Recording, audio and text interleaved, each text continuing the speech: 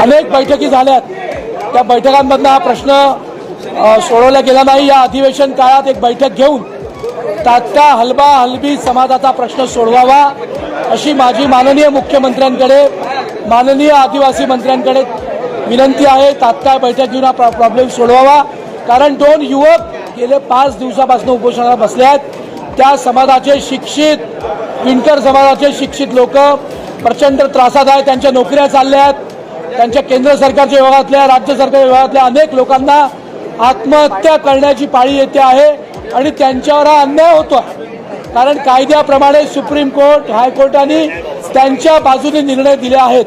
त्यामुळे माझी आपल्या माध्यमातून सरकारला विनंती आहे की तात्काळ ही शिफारस केंद्र सरकारकडे करावी। धन्यवाद।